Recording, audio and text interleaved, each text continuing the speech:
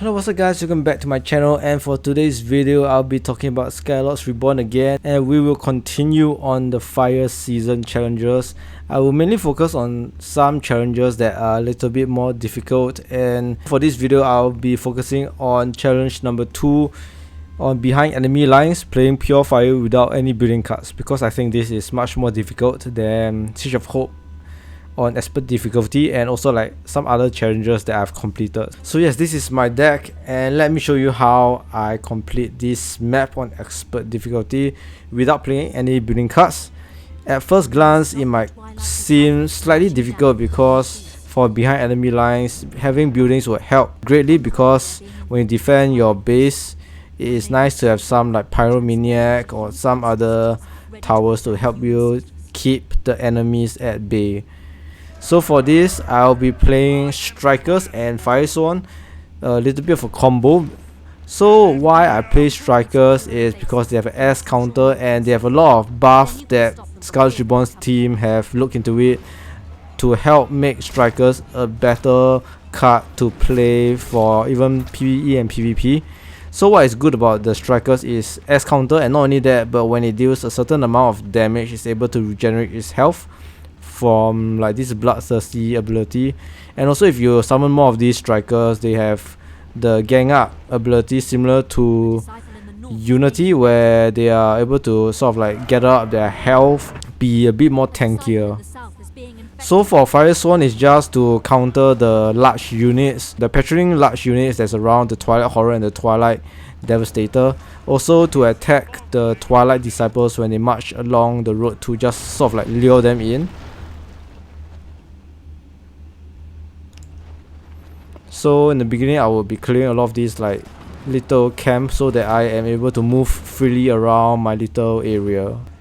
And when the Twilight Disciple moves, your main game plan of killing this is to have your Fire Swan to attract it and have summon a mine so that it's able to deal damage much more quickly, as shown. Okay, for this I guess I'll be using eruptions, but the mine is at the bottom. My mine was a little bit late, so yes, this is the mine. And don't forget, your mine cannot kill this Twilight Disciple because it walks a little bit too fast. So finish it with eruption, with an eruption.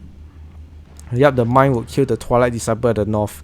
So for the north mainly is to use mine, and for the south a mixture of mine and eruption to clear it, because they don't have any towers to sort of attack it continuously. So at the start, make sure to get more power well so that you gain more power throughout the game. And also the good thing about this challenge is that there's no time restriction, no time limit for you to earn more points. So do take this to your advantage by just defending against the Twilight Disciples well, and also this occasional attack to your wells only at the south of your base.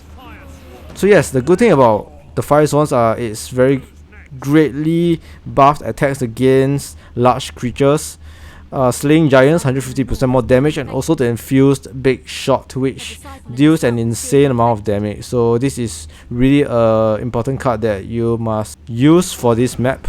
And once you kind of have gathered enough power, you should be slowly building up an army to attack the south base.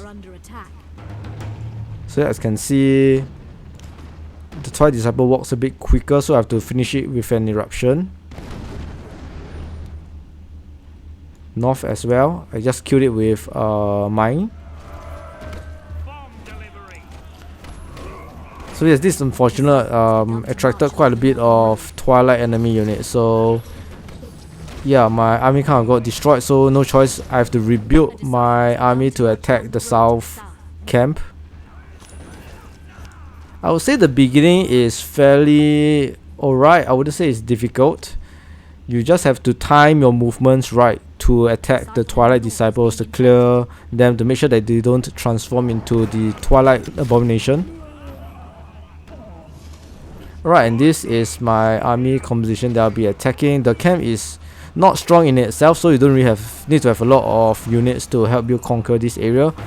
One trick that I would recommend you to do is to just take down the tower and build your power and monument, not destroying the Twilight Manifestation base, because once any of the manifestation base is being destroyed, you would trigger stronger enemy that will be attacking your base. So just have the walls to delay Twilight units from attacking your base. Build both walls and make sure that the north base is destroyed so that you are able to get tier 3 before the Twilight manifestation is being destroyed. So that is basically the only timeline that you have in your game to ensure that you have tier 3 to protect both of your bases. Yeah, allows you to have a smoother run for your game. So I'll be transporting my army to the top.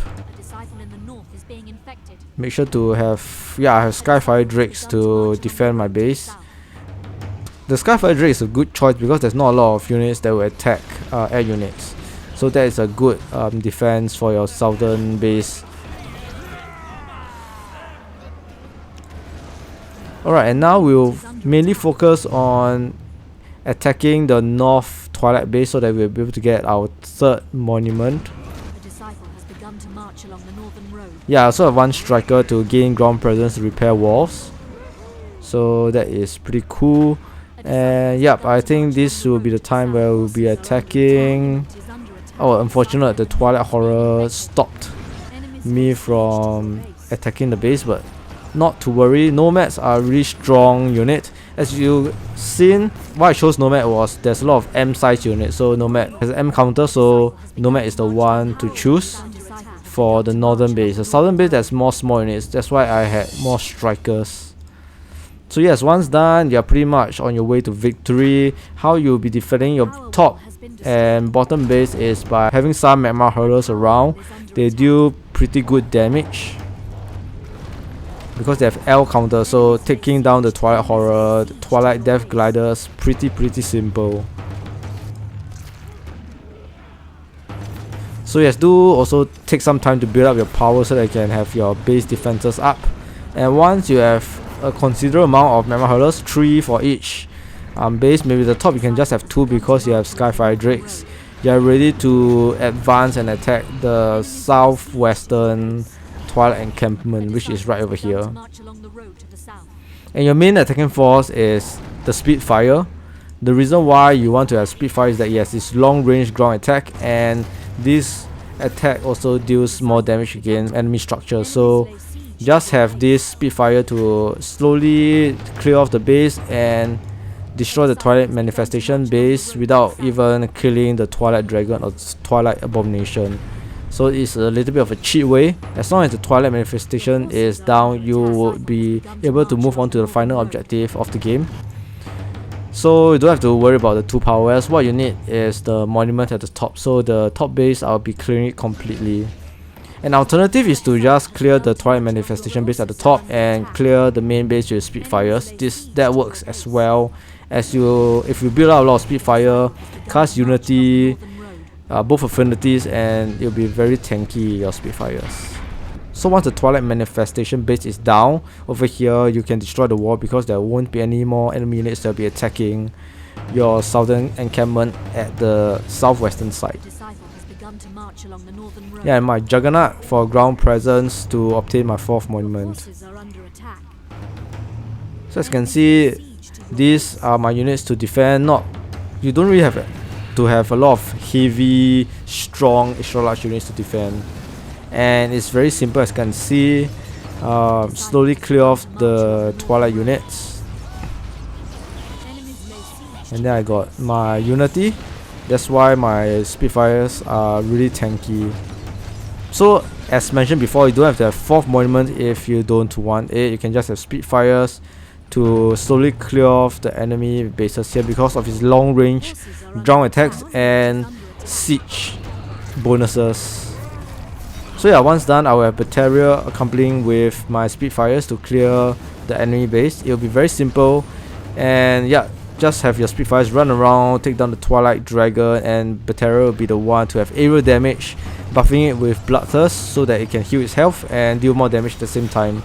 And this is how I win beyond enemy lines using a pure fire deck without building cards.